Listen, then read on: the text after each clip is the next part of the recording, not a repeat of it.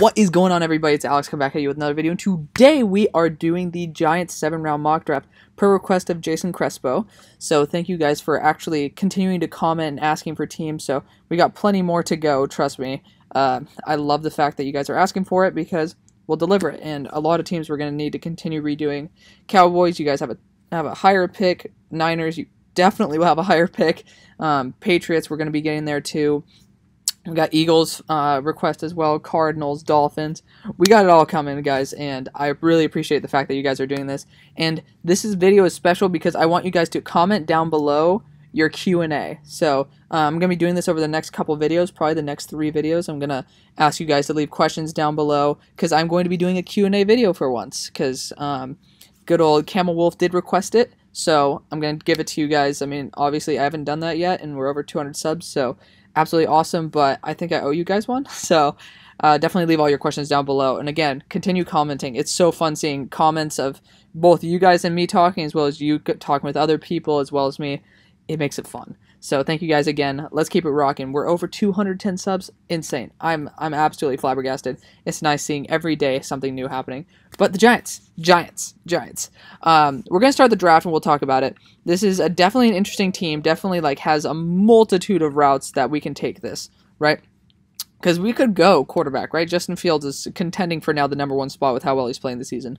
But it's true that you are investing $17 million into a tackle that has been rating pretty poorly for PFF in your boy Nate Solder. It's obvious that Tom Brady's quick release has made him look a little bit better. And Nate Solder, again, sitting out this year, looking like he's not really for the team, even if it's for medical reasons, then obviously I'm not going to get on him for that. But still, he was an optional opt-out, basically leaving his team in the dust, and I think there's a good reason for that. I think he knows his time is up, and I think he can be the money can be allocated better elsewhere. Penei Sewell is going to be a solid option. I know you guys have Matt Peart, and he's doing great, but I love you see how often tackles go down, and Andrew Thomas has not been playing too well. He needs time to develop, but Matt Peart's been doing a damn good job. So I say have Penei Sewell there, and Peart can honestly amplify how well Andrew Thomas can play because he knows that Peart can sub in and take his fucking job. Problem is, they're not playing Peart. They played him on, I think, 25 snaps last game, and then some other dude who I don't even want to think of his name. They played him for 56 snaps, so it's obvious they don't want to play Peart that much, and maybe it's to basically get Penei Sewell so they can pressure Andrew Thomas to actually do a good job. Andrew Thomas was my #1 tackle in the draft, but Penei Sewell is it's too good to pass up. Generational talent, once in 20 years type stuff. You guys can say go Justin Fields, but if Daniel Jones is that bad, which he almost beat Tom Brady and arguably the best team in the NFL, then in the next year's draft, you can get the #1 quarterback instead of getting second pickings at #2. Get your generational talents while you can. And I mean, honestly, you guys will be all the better for it. I think that would be an excellent job by the organization in choosing to stick with Daniel Jones one more year. Because again, we're in an NFL where it's basically you do well or you're out. And I think the timeline on a quarterback is pretty much 2 to 3 years now. So you don't need to stick with Daniel Jones for 4 years, but I really think that he's solid. Oh boy. Oh boy. Look at this situation we are at. Zach Wilson has fallen to the 2nd round. Ooh. Oh, guys.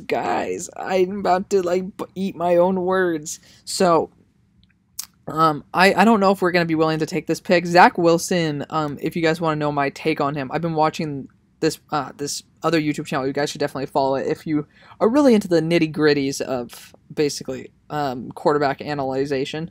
It's called the QB School, and they just did a video I think 2 days ago on Zach Wilson, and it showed that this kid has insane talent, but he makes pretty much 3 big mistakes. 1, he's cocky. He does some stupid shit like no-look throws and stuff that are just why would you even do that? 2, he likes to throw these balls that are called ambulance shots. Obviously now in the NFL we protect our wide receivers more, but it's where you basically he should obviously read that a safety is about to come up and crack the fuck out of his guy, and he still throws the ball. A little bit dangerous, and it seems like he doesn't have too much care for his wide receivers that much. Might be an issue in the draft if you guys do see him fall this far. And last but not least, he made this throw against Western Kentucky where he threw a back shoulder pass when the cornerback was looking directly at Zach Wilson.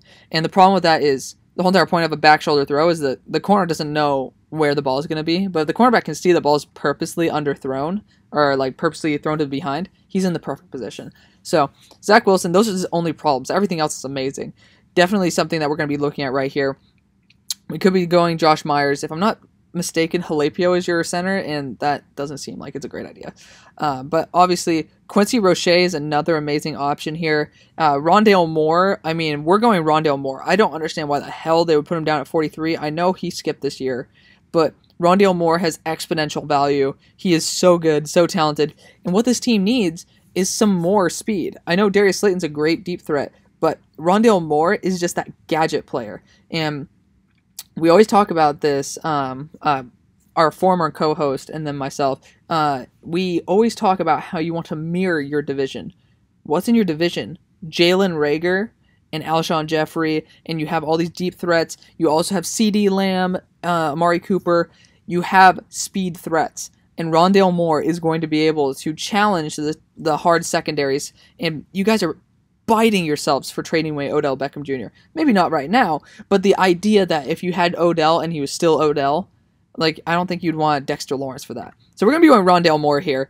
I mean, the fact that he's fallen, I know you guys probably want Zach Wilson so badly, but again, guys, Zach Wilson has a big amount of red flags, and in an offense where you have more of these route runners and not that much speed, like, he likes to throw to Dax Milne. Dax Milne's like 6'4", and he's so good at the jump ball. This team is not built for Zach Wilson. Why are we getting... Oh, we actually have sound on, guys. So we're going to be turning that off really quickly. But just the annoying freaking telephone rings. I mean, I know you guys are probably like, dude, you should have taken him. But again, I don't think he fits the scheme. I genuinely don't. The scheme is not made for him at all. And if you guys want to argue with me about that, go on ahead. I'm definitely willing to argue my case. I just don't... He doesn't feel like a New York Giant to me. And man, I mean, this is kind of a steal to me. Azeez Ojulari, like, Georgia's the number one D-line in the entire country. Highest percentage in pass rush pressure. And they're like number one against the run as well. And Azeez is rated by PFF as the best player on the Georgia team. So being able to get a guy like Azeez Ojulari is definitely something that we could be getting here. But I would say let's look at the cornerbacks as well, because you did kind of lose your former first-round pick to jail, which sucks. But we're going to be targeting cornerback later. I see Elijah Molden, and I think he's an absolute monster. Don't know why. I don't know why TDN hates him so much, but we're going to take advantage of it, right? So Azeez Ojulari has a shit ton of potential as an edge player. Get some extra pass rush in there. Lorenzo Carter still has it in him, but he's obviously not going to be some freak. Azeez has the potential of being a top talent in the NFL. He's just a very solid overall player. And I believe with our next picks, we should be able to get whoever we're looking for. I'm blanking on the name, Elijah Molden. I think they should be there. Oh, for fuck's sake, he just went to the Bills. That's annoying. But again, there's always going to be some more options for us down the line. So we'll see what pick we get at. So in our fourth round pick, there's still Ardarius Washington on the board, which I think would be quite a good option. But obviously you don't really need safety. You do have two solid young safeties there, even though I think Jordan Love is really more of a corner. You guys can argue with me on that. But tight end, if you guys want to get rid of Evan Engram, that's an option. Hunter Long, another solid option. Rashad Weaver is not bad either, but we already just took edge. Cornerback is kind of a need right now, so we might want to be looking at corner. But I mean, obviously, Chase Lucas isn't my number one type of guy, but Roger McCreary definitely could be. Roger McCreary, he makes some stupid errors when he does. Like I saw him pick off my high school quarterback Matt Corral when they played Ole Miss, and he just ran out of the end zone to like the 1 yard line. He makes some stupid mistakes, but he does a pretty good job in coverage. And I think that's something that this team needs. Somebody who has potential to be a very solid corner. But given his TDN rank and where they think he's going to go, I don't know if he's worth this pick right now. So again, we're going to look back at the board, and it says linebacker. I don't really think so. I think his name is Blake Martinez. He's doing a pretty damn solid job for you guys, and I don't really see it. I don't see the need, but a guy like Pele Gaotiote could definitely be a great rotational linebacker for this team. Again, you guys want to fix up your defense. Your offense already on paper is great. You know, maybe you can get into your offensive lineman here and there, but getting some more help on that defense is all you need. So getting Gaotiote, he was once projected in the 2nd round, so getting him in the beginning of the 4th is definitely not bad. He's probably around where I would rank him, actually, like around this 100 spot. I think that'd be excellent value for the pick. And why not, right? You know, you can never go wrong with potentially having a stud linebacker. We've seen later round linebackers make impacts, so you know it's definitely not something that's out of the question. Marco Wilson to the Vikings seems like a big mistake. He doesn't fit that scheme in my opinion, but you know, Minnesota obviously kind of needs it because they've been getting torn apart. I was hoping that we can get Justin Ross, but again, we traded our 5th round pick apparently to the Jets. I don't really understand why, but again, Giants fans, you let me know why. You guys are probably like screaming in your seats that I didn't take Zach Wilson. Listen, I think that Daniel Jones has it in him. You know, he doesn't really show it on the stat sheet, but he shows it in the gameplay. And he doesn't make too many stupid mistakes besides the fact that he fumbles every fucking play. And if you actually had good protection around him and didn't force him to get hit all the time, maybe that wouldn't be the case. So, just something to think about for my Giants fans out there. Just give him some protection and then give him some more weapons because I think he has a cannon of an arm. Why not allow him to use it, right? So at this spot, this is where you can pressure your good old boy back there. Sean Clifford's not going to be he's not it. He's definitely not it. Sam Ehlinger definitely could be. Sam Ehlinger has a lot of potential in him. But I'm going to be aiming in the next round for getting a guy like Malik Cunningham or Brock Purdy. Big difference with scheme fit, obviously. But Malik Cunningham, he makes some stupid boneheaded mistakes, but he's a game changer. Imagine him with Saquon Barkley and Rondale Moore. I think that would be a pretty damn good pairing. And Brock Purdy, if you want to revert back to this more pocket-style quarterback, Brock Purdy is going to be that type of guy. I think he has a huge it factor. To me, he's like a 4th-round quarterback. Definitely someone you could take a flyer on. So getting a guy like Brock Purdy, hopefully in the 7th, is going to be definitely a solid option. In worst case scenario, get Derek King or Shane Buechele. I don't want to get Buechele every freaking time, you know. But there's definitely guys here that we can take. So definitely there's plenty of options here. At this point, we got to look at what else we can get. We need to get a corner, some form, way, shape, or form. And Tariq Castro-Fields, I mean, you always just take a shot on a Penn State cornerback. You know, who's on the Lions? Shoot, I'm blanking on the kid's name, but he was taken in the 6th round out of Penn State, and he's an absolute beast. He's doing a great job there, and it starts with an O too. That's the annoying thing. I know it's out. I know it's just it's on the tip of my tongue, but really quick, I want to see what picks that we do have. Let's just say we're going to trade to the. Okay, we only have 1 pick left, so we're going to hide this. And given the fact that you guys probably want a quarterback, we're going to be rocking one right now. We're getting Brock Purdy.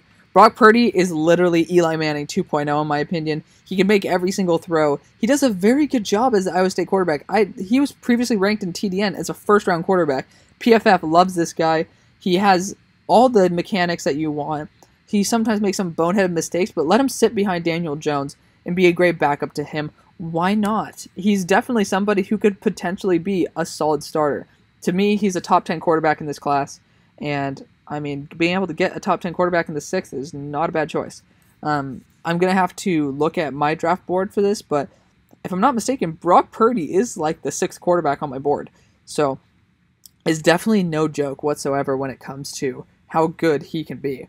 In this scheme, I think he works perfectly. I don't think Daniel Jones' speed is really what makes this team great. But I think Daniel Jones needs to be given one more shot. If he sucks again, why not just take a first, like a number 1 overall pick on a guy like Sam Howell? There's so many options for you guys to go in the next drafts as well. Why get a second choice when you can get the number 1? And every year you guys are going to say, Trevor Lawrence and Justin Fields are like the best we've ever seen. Joe Burrow was the best we've ever seen. Baker Mayfield is one of the best we've ever seen. Every year we'll find somebody who is amazing, and if not, then the NFL will avoid it, and then you have another year where you're number one, and then your team is stacked. So you guys have your tackle, your like official like stamped tackle for the next 20 years. You have your next Odell Beckham Jr. I don't know how the hell Rondale Moore fell. He's like my number 15 guy in the draft. He's higher than Zach Wilson, if you guys want to know. Azeez Ojulari, you have a potential number one edge rusher. Great linebacker to rotate with Blake Martinez. And then you have a potential flyer on a guy who could start on your team in Tariq Castro Fields.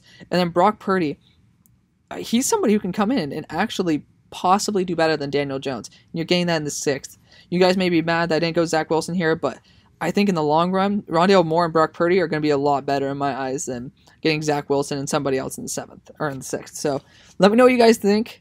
I think this might change the Giants' fortunes for good. Like, I think Rondale Moore is an Odell Beckham Jr. type, just like electric player that can change a franchise, and getting him in the 2nd round, pretty good deal. So let me know what you guys think. Thank you guys so much for watching, and I'll see you on the far side. Peace.